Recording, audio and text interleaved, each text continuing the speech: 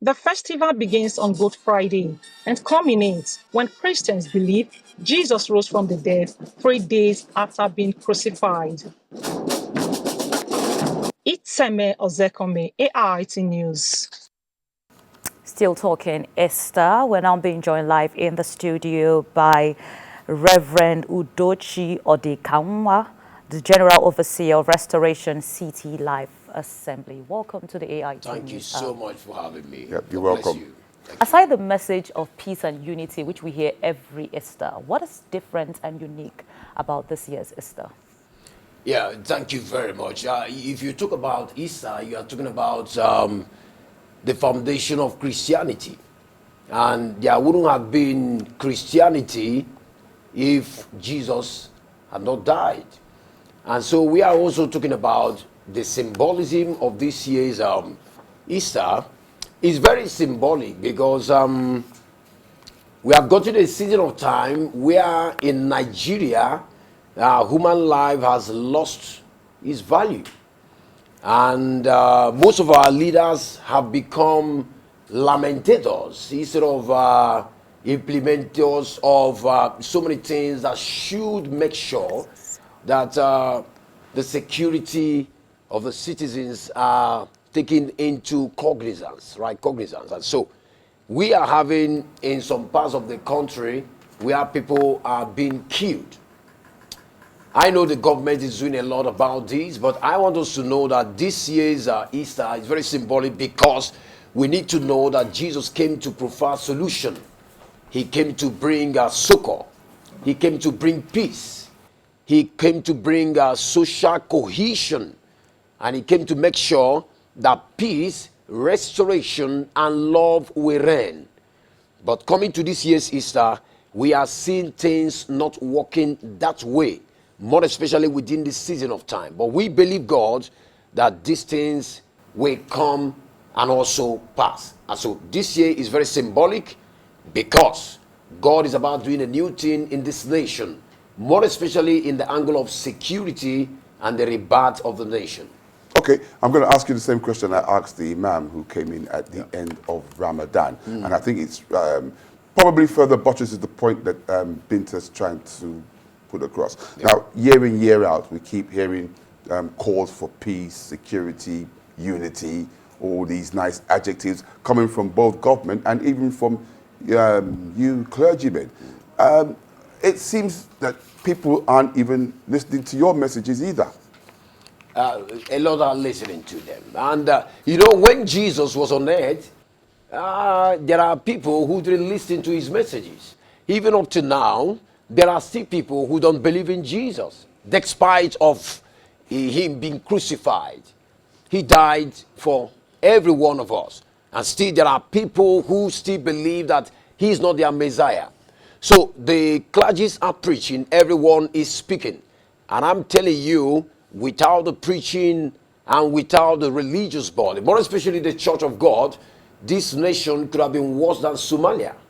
A lot of things, a lot of social issues could have taken place in Nigeria, more especially. And so there are so many people listening, while there are some minute that are not listening, and these are the ones that the enemy is using to cause mayhem in the nation, that are slaughtering human beings, kidnapping, going into political thuggery, and trying to cause trouble in the political, space of the nation. But I know that the power of Jesus is greater than all powers. And that's why he has died, and today he rose. So he's not in the grave. Because he lives, this country will survive. And we will come out from this social quagmire in no distant time. You spoke about some people who have still not yielded to the fact that Jesus is real and then trying to bring about unity, ending insecurity. How does the church intend to use its church and then clergymen intend to help preach the message differently so that people can get the message of peace and unity? In sociology, there is what we call, because that's my first degree in the university, we call it neo-colonialism. Kind of a way, if you want to colonize a particular place, you use an indirect means to try to get to the people. The clergy has been doing a lot, both from the pulpit and taking the message to the society, to the news and crannies of every part of the society through education and through social amenities, and making sure that the church is actively involved in so many social responsibilities and active participation. You can see right now that some pastors are becoming governors, and some pastors are also into so many things. You can see pastors that are scientists. You can see, gone are the days you see pastors that are illiterate. You have pastors right now that are into so many fields. And through those means, they are reaching out to the people, not only from the pulpit. For instance, I have my doctorate degree in educational psychology. And most times I try to make sure that through education, the message is passed to the people. Not just the Bible, but you use education to try to get to them.